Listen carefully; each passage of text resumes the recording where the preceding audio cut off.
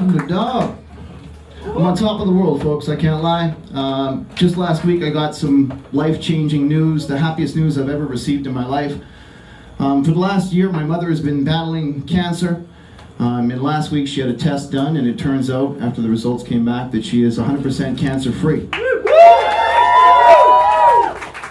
I am absolutely on top of the world after hearing this news. The rest of the family is excited, but nobody quite as thrilled as I am.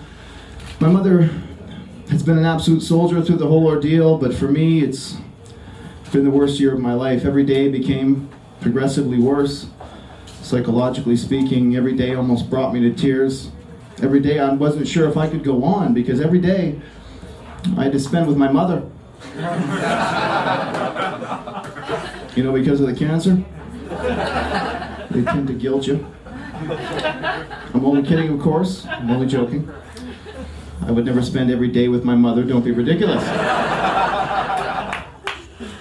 One blessing that came from her sickness, though, was it made me conscious of my health. I'm getting a little bit older. I've been put off a physical for years, so I went down to set up the old physical, and got the news, of course, because of my age, that this physical would include the old, you know, the finger in the bum thing. As young men, we look forward to it. Like, it's coming. Eventually it does, and it's here. I was very nervous about it. I think they could tell at my doctor's office how nervous I was about it, because they were very happy to reassure me that due to the intimate nature of the procedure, they'd be happy to ensure that a male doctor was there to perform it. To which I said, whoa, whoa, whoa. Let's not rush to any rash decisions here. Do you have the picture of the female doctor, perhaps? Needless to say, I swiped right. The exam was a success, and we're still seeing each other. It's just so hard to meet people nowadays. Plus, my parents are absolutely thrilled because, you know, she's a doctor. I'm actually not sure how many female proctologists there are practicing nowadays. Probably not many. I'm guessing your average woman probably deals with enough assholes through the course of her lifetime. It's interesting, I was going through all this shit with the health and stuff, and I saw this documentary on television about doctor-assisted death in Canada. Passed the law last year, the doctor-assisted dying bill. It's now legal in Canada, which is great. It's a freedom everybody should have. My only issue with the thing is the way it's titled, the verbiage, you know? Doctor-assisted death. Isn't that a little ironic? Like at least Alanis Morissette ironic, you know? Doctor-assisted death. To be honest with you, Doc, it was more the life part I was hoping you could assist me with. As far as the death part goes, I can be the doctor for that part of the case. Just hand me my chart and a pen, and the first thing I'm going to do is prescribe myself a one-way ticket to Amsterdam. Because I'm telling you right now, folks, if I'm ever diagnosed with a terminal illness, the only assistance I'll need with my death will be from 3 to 5 prostitutes of varying ethnicities and about 10 spoonfuls of heroin. However much it takes, I'll Google it. I'm sure there's a YouTube tutorial of sorts. I'll tell you this much, at least that way I can control when I die and how I die. That'd be nice. You don't always get that luxury. Although that being said, folks, a couple of weeks ago, I think I saved myself from a plane crash. I was online looking for a cheap airfare, and I found a price of an airline that was flying from New York to Europe for $89 with no hidden fees. $89 with no hidden fees. Let me tell you something. If you're flying me from North America to Europe for $89, I don't mind hidden fees. Matter of fact, I'd appreciate some unhidden fees, you know what I mean? When I show up to check in for my flight, I hope somebody would be kind enough to tell me, "Sir, of course we'd be happy to honor that $89 fare for you today. Just so you know, though, we do have a couple of optional upgrades available. For an additional $400, we can offer you our Silver Pilot package this afternoon.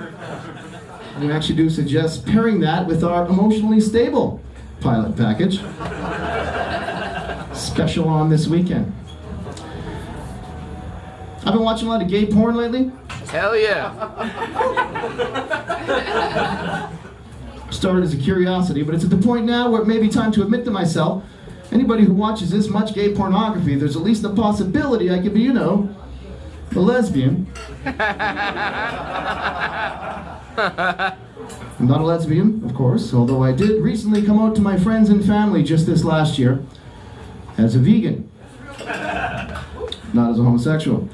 Thank you for the support. You're just as supportive of my friends and family. It would have been a lot more supportive if I'd come out as homosexual as opposed to vegan. I'm telling you, they may not be homophobic, but they're absolutely vegophobic. If I had come out as gay, they wouldn't be posting homophobic memes all over my Facebook wall. Or telling me, you know what, Brandon, it's okay that you're gay, but why do you insist on telling us about it all the time? We get it. Now, of course, your gay friend coming out will probably go easier on you than me, your vegan friend. I mean, your gay friend may start eating dick, but he's not going to insist that you start eating dick as well and take you to nothing but dick restaurants. And make you feel guilty at dinner for continuing to eat pussy by telling you that vagina production is bad for the ozone layer and in fact destroying the planet. I'm like a 90% vegan, like I have a meat day. My shoes are suede, for God's sakes, you know what I mean? But I don't eat meat. I did it for health reasons, the animals, and I lost a bunch of weight initially, which was cool. I realized when I lost some weight that men have body image issues too. I'm a single man in this world now, I'm conscious of my weight and shit. And then in the summertime, sun's out, guns out. I gotta compete with these motherfuckers walking up and down the street. Everybody all chiseled like you're on your way to an audition for the next 300 film. It's not fair, boys. You purified the dating pool. You've set up this bar of unrealistic expectation that I have to live up to. Now, in order for me to compete as a single man, I have to have a perfect body, and a fancy car, and a job. I do have a job, in fact. I'm actually a professional waiter and a server. Please tip your staff tonight. They do an amazing job. The one thing with being a server, though, especially myself, is I'm a little bit of a social justice warrior. You might say I'm a little bit of a progressive white male. And there's some stereotypes involved in the service industry which are absolutely horrible. A lot of them verging on racism. Like there's this perpetual stereotype in the United States that African Americans are not good tippers. Think about it, folks. Should African Americans really have to tip in the United States of America? How does a Caucasian server walk up to an African American table, given the current political climate in the United States, and expect a 20% tip? If anything, they should be dropping off the bill with a 20% discount under the category of reparations. Sorry about the last 400 years, folks. Let me wrap up the cheesecake here for you. I must admit I'm guilty of it myself. I do adhere to a stereotype myself, tip-wise. Christian people. On a Sunday after church, Jesus Christ. Nice people. Don't get me wrong, nice enough people. Very well dressed, by the way. Just not the best tippers in my experience. A couple of weeks ago I had a table come in on a Sunday and I thought we had gotten along really well. We had a great rapport going and, despite our theological differences, of course. At the end of the meal, I dropped off their bill and I was over at a different table. And they stood up and they were very friendly as a family and they walked out and they said, Brandon, thank you so much for everything. We left cash for the bill on the table there. There's a little something extra for you. You were absolutely awesome. Then God bless or something along those lines, and they were on their way. When I found the time, I walked over to the billfold and counted out the cash, and there was exact cash for the amount of the bill with no tip. And of course, in lieu of a tip, they were kind enough to leave me a small pamphlet. A little brochure with a little animated Jesus in these modern ethical dilemmas, these social situations with the question repeated, what would Jesus do? What would Jesus do? I stood there confused thinking, what would Jesus tip? Thinking 30% minimum. Now folks, I don't want to be presumptuous because Jesus had never come into my restaurant, but I think I know what Jesus would order if he did come in.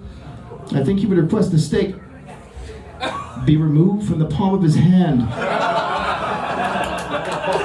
Not too soon. Thank you so much.